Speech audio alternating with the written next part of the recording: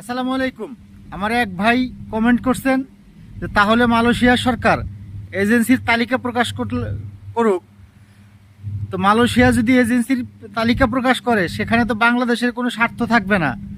বাংলাদেশের যারা দায়িত্বে আছে, যারা প্রবাসী কল্যাণের, প্রবাসীদের নিয়ে যারা কাজ করে, যারা প্রবাসীদের দায়িত্বে আছে, প্রবাসী কল্যাণ মন্ত্রণালয়, পররাষ্ট্র মন্ত্রণালয়, যারা এইসবে দায়িত্বে আছে, তাদের পকেটে টাকা ঢুকবে না।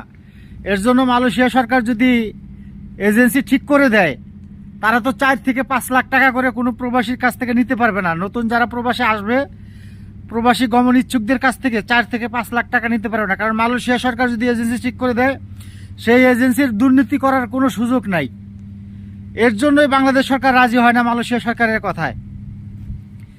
যদি মালয়েশিয়া সরকারের ঠিক করা এজেন্সির মাধ্যমে মালয়েশিয়াতে শ্রমিক আসে, তাহলে শ্রমিক আসবে 1.5 থেকে 2 লাখ টাকার ভিতরে। 1.5 থেকে 2 লাখ টাকার ভিতরে যদি শ্রমিক আসে, তাহলে তো মালয়েশিয়া, বাংলাদেশে যে সরকারের মন্ত্রী আমলারা আছে, তাদের পকেটে দুর্নীতির টাকা ঢুকবে না। তারা হাজার হাজার কোটি টাকা দুর্নীতি করে বিদেশে পাচার করতে পারবে না। আর শুধু এর জন্যই আটকে আছে মালয়েশিয়ার কলিং ভিসা। আমরা যেটা মনে করি যে বাংলাদেশ সরকার যদি সদিচ্ছা থাকতো, বাংলাদেশ সরকারের যদি সদিচ্ছা থাকতো, যারা সরকারের সংশ্লিষ্ট ব্যক্তি আছে তাদের যদি সদিচ্ছা থাকতো, এতদিন মালয়েশিয়ার কলিং ভিসা চালু হতো। সরকারের এই দুর্নীতিগ্রস্ত কর্মকর্তাদের কারণে মালয়েশিয়ার কলিং ভিসাটা আটকে আছে।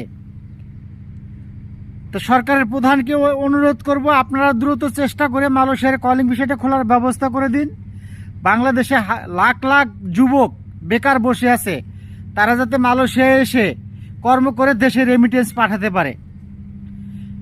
এই দুর্নীতিবাজদের কথায় না চলে মালয়েশিয়া সরকার যেভাবে লোক আনতে চায় সেইভাবে আনার ব্যবস্থা করে দিন, যাতে অল্প টাকায় বাংলাদেশি ভাই ব্রাদার মালয়েশিয়ায় আসতে পারে।